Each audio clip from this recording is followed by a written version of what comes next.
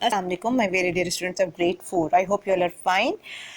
The chapter which we have to do today for our revision of our first term planner is investigating matter. It's lesson number 8 from your book, page number 58. When we look around, we see plants, animals, water, tables, chairs, and many other things. In what ways are these things different from each other?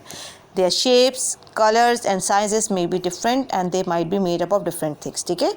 Investigating matter का क्या मतलब है? अपने इर्द गिर्द हमें बेशुमार अक़साम की चीज़ें दिखाई दे रही होती हैं, नज़र आती हैं, जिसमें से कुछ जो हैं वो शेप के हिसाब से, साइज़ के हिसाब से, या कितना वॉल्यूम वो ऑक्यूपाई करते, इस हिसाब से बहुत सारी चीज़ें एक दूसरे से बिल्कुल मुख्तलिफ होती हैं। तो सवाल यही इस चैप्टर में किया जा रहा है कि किस चीज़ों को एक दूसरे से अलग करने की जो चीज़ें रिस्पॉन्सिबल होती हैं, वो लाजमी बात है कोई ना कोई उसके अंदर ऐसा मैटर मौजूद है जो कि चीज़ों को एक दूसरे से फ़र्क करता है, ये एक दूसरे से चीज़ों को मुख्तलिफ करता है। उन्हीं चीज़ों को मालूम करने के लिए ये चैप्टर है इन्वेस्टिगेटिंग मैटर। जैसे अगर आप शायद प्रीवियस क्लासेस में भी थोड़ा सा इस बारे में आपको थोड़ी नॉलेज होगी कि चीज़ें जो हैं वो तीन बेसिक स्टेट्स में या तीन बेसिक मैटर्स जो हैं वो तीन बेसिक स्टेट्स में एग्जिस्ट करती हैं, like the solids, the liquids and the gas. That is all things take up space. यानी मैटर को हम कैसे डिफ़ाइन करते हैं, मैटर होता क्या है basically? The thing which have got some weight and the things which occupy some space. हर वो चीज़ जो वज़न रखती है और जगह घेरती है मैटर कहलाती है। और लेकिन मैटर जो है वो डिफरेंट स्टेट्स में एग्जिस्ट करते हैं। हर मैटर एक ही जैसा नहीं होता और डिफरेंस की वजह से ही एक चीज़ दूसरी चीज़ से हमें मुख्तलिफ नज़र आती है। जैसे अगर आपसे ये कहा जा रहा है व्हाट इज़ मैटर, या इस फिगर में भी अगर आप देखें तो इसमें मुख्तलिफ चीज़ें आपको नज़र आ रही हैं। जैसे कुछ चीज़ें जो हैं वो हमें लिक्विड की शक्ल में, जैसे यहाँ पे ग्लास ऑफ वाटर है या बॉटल में वाटर मौजूद है, तो ये ऐसी चीज़ जिसका अपना कोई शेप नहीं होता लेकिन हाँ पर्टिकुलर वॉल्यूम होता है, वो एक लिक्विड है।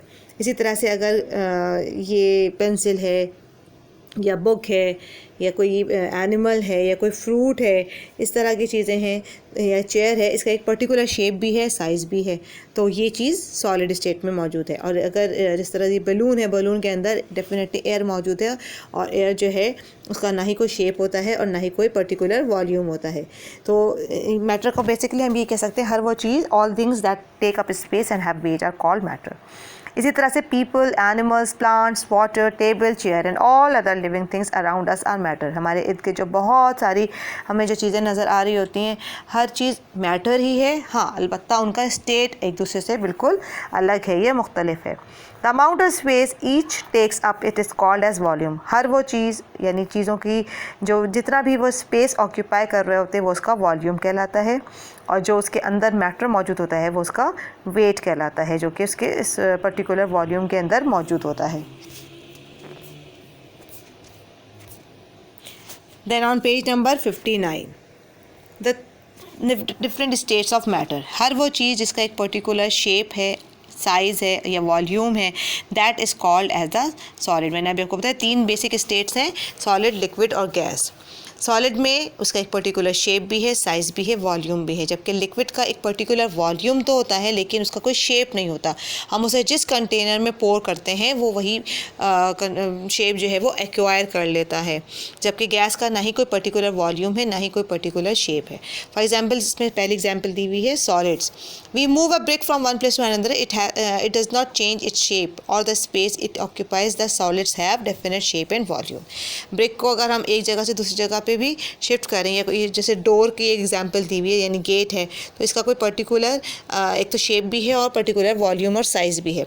जबकि उसके बाद अब हम लिक्विड्स देख रहे हैं जिसमें जग में चाहे लिक्विड किसी भी फॉर्म में हो, चाहे वो जूस हो, वाटर हो, मिल्क हो, जिस कंटेनर में हम इसको पॉर करेंगे वो वही शेप अटेन कर लेगा।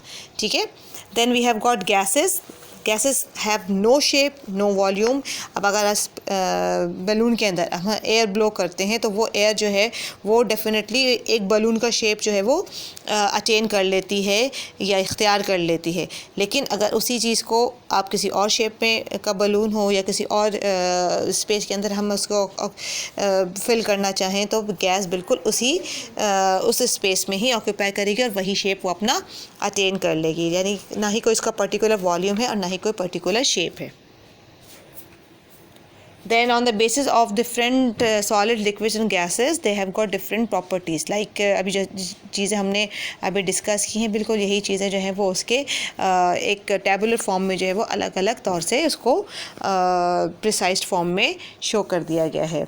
और अगर हम केमिकल और फिज़िकल चेंज की भी बात करें तो उसमें ये होता है कि हर चीज़ जो कि एक ऐसी चीज़ ऐसा चेंज जो कि परमानेंट हो जाए वापस आपको वो ओरिजिनल चीज़ अपनी फॉर्म में ना मिले वो केमिकल चेंज हो जाता है, जबकि वो चेंज जो कि रिवर्स हो सकता है वो फिज़िकल चेंज होता है। जैसे अगर आपके पास एक पीस ऑफ पेपर है and if you have tear it और वापस अगर आप उसको जोड़ना चाहें तो वो वापस वही पेपर ही की फॉर्म में रहेगा, लेकिन अगर हमने बर्न कर दिया ऐश बन गया तो वो वापस हमारे लिए पेपर बनना पॉसिबल नहीं होगा। या रोटी का टुकड़ा है, अगर हमने उसको पीसेस में कर दिया तो भी वो रोटी ही रहेगी।